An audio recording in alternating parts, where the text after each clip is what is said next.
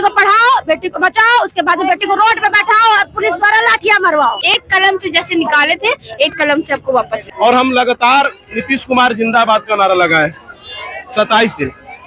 जब हमारी बातों को कोई नहीं सुना तो अब हम यहाँ पहुँचे, हमें लाठी भी खानी पड़ी है। सरकार को क्या करना है, हम लोगों को परमानेंट करना है, वरना अगला इलेक्शन में ना वो आएंगे ना उनको हम आने देंगे। तो उनको वोट नहीं देंगे, इवन ना ही हम किसी को वोट देने देंगे। हमारे भी गांव है, हमारी फैमिली है। टोटल कितना संख्या है?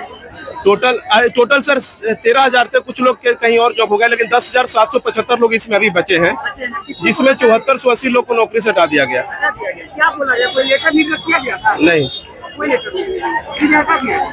ये इसलिए हटाया गया कि आप धरना पे क्यों गए। हम लोग तो करीबन 28 दिन से धरना कर रहे हैं शांतिपूर्ण तरीके से, और हम लगातार नीतीश कुमार जिंदाबाद का नारा लगाए 27 दिन।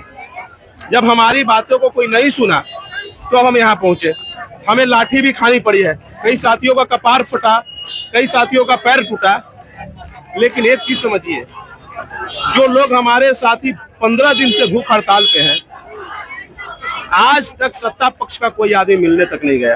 कोई नहीं मिलेगा, कोई आश्वासन न सत्ता से न विभाग से।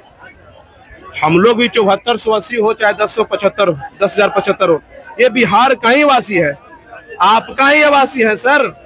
आप क्यों हमारे साथ दोहरा नीति कर रहे हैं? हम अपने उचित मांग को लेकर यहाँ आए थे, न कि लाठी खाने आए थे, न कि नौकरी को हटाने आए थे। हमारा भी परिवार है, हमारा भी नौकरी से 5 परिवार चलता है। आप हमें उस तरह से हटा दिए जैसे कि हम बिहार का है ही नहीं, हम इस देश का है ही नहीं। लेकिन तो आप लोग बीजेपी कार्यालय के पास और बैठे थे, हम लोग बीजेपी कार्यालय के पास शांतिपूर्ण तरीके से अपना मांग रहे थे, जैसे अभी हम लोग मांग रहे हैं, हमारी मांगे पूरी करो। मेरा यही एक नारा रहता है। पुलिस एकाएक लाठी चार्ज कर दी, लाठी चार्ज में कई लोग घायल हुए, कई लोग का सर फटा। तो जब चला, आप मारिए, आप मार सकते हैं, ज्यादा जान मार सकते हैं, बस हो गया।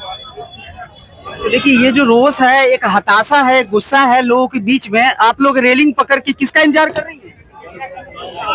जेपी नड्डा जी सुने तो यहाँ आने वाले हैं, उनका ही इंतजार कर रहे थे, और अपने विभाग के मंत्री संजय सरावगी जी का आएंगी, सरकार हमारी बातें सुनेगी, उनके ही इंतजार में खड़े थे। पर अब तो सुनने में आ रहा है कि मीटिंग ही यहाँ से कैंसिल करके कहीं और अरेंज कर ली गई है। 10 तारीख को भी हम लोग यहाँ आए थे, सभी ने देखा है, और इतना सम्मान दिया उन्होंने, लाठियों से सम्मान दिया है महिलाओं को उस दिन नीतीश सरकार ने। ये खाली इतने बैनर है, बस रफ्तार पकड़ लिया बिहार। एनडीए सरकार का है बात की, एनडीए सरकार यहाँ रोड पे खड़ा करने के लिए हम लोगों को आज से बैठे हुए हैं। हम लोग पिछले 29 दिन से हम लोग यही रोड पे बैठे, पहले गर्दनी बाग में बैठे थे, अमरण अनशन पे भी हमारे साथी बैठे हुए थे, उसके बाद हम लोग यहाँ पर भी आके बैठे हुए हैं। तो यही है उनकी सरकार, बेटी पढ़ाओ, बेटी बचाओ, बेटी पढ़ाओ, बेटी को रोड पे बैठाओ और पुलिस कर्मियों द्वारा लाठी खिलवाओ, ये उनकी योजना है। देखिए यही ये सच्चाई है, वो पोस्टर है और ये सच्चाई है। आप भी देख लीजिए सरकार, यही सच्चाई है। बेटी पढ़ाओ, बेटी बचाओ और बेटियों का सम्मान, ये और महिला सशक्तिकरण, ये उनके बैनर्स कहते हैं। यहाँ पोस्टर पे केवल जो है ना विकास हो रहा है, अब रियलिटी ये है जो रोड पे महिलाएं बैठी हुई, यही महिलाओं की रियलिटी है। बेटी को पढ़ाओ, बेटी को बचाओ, उसके बाद बेटी को रोड पे बैठाओ और पुलिस द्वारा लाठियां मरवाओ। क्या मतलब आपको लगता है कि अब चुनाव है सर पे, तो आपकी बात को माना जाएगा? मानना तो चाहिए हमारी बात को, और नहीं मानेंगे तो 5 साल की संविदा पर ही वो भी आए थे, 2 महीने बाद उनकी भी संविदा समाप्ति हो रही है। अगर हमारा परमानेंट होगा तभी उनकी संविदा का एक्सटेंशन होगा इस बार, वरना उनकी संविदा का भी एक्सटेंशन होने नहीं देंगे, बिल्कुल नहीं लाएंगे।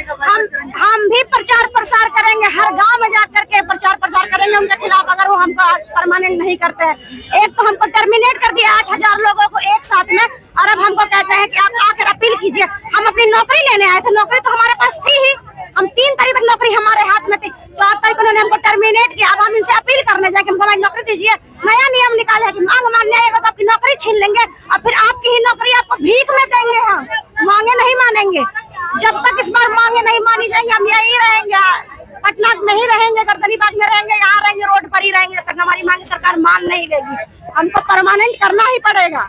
देखिए तमाम जो है ये लोग खड़े हैं लगातार। देखिए मैं आपको दिखाता हूँ इस साइड से जहां तक दूर दूर तक आप देख पा रहे होंगे कि लगातार यहाँ पे जो अभ्यर्थी हैं, जो संविदा कर्मी है वो लगातार खड़े हैं। सबके चेहरे पे एक हताशा है, निराशा है। सब लोग इस सोच में डूबे हुए हैं कि सरकार अब इनका क्या करेगी। देखिए इस साइड भी ये लोग बैठ के और आपस में विचार विमर्श कर रहे हैं और सबके मन में एक ही बात रहा होगा कि सरकार अब क्या करेगी। आपके मन में भी यही बात होगा?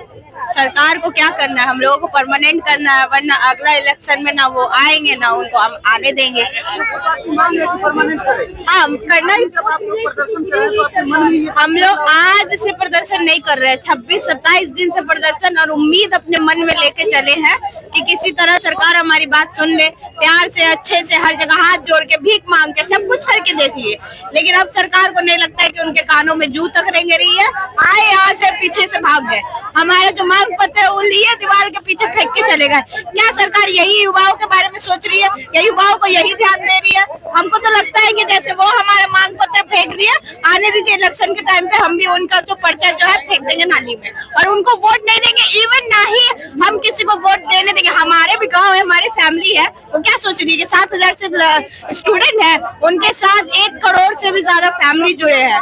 इवन हम लोग सर्वे के कर्मी है, हम लोग के साथ पूरा गाँव जुड़ा हुआ है।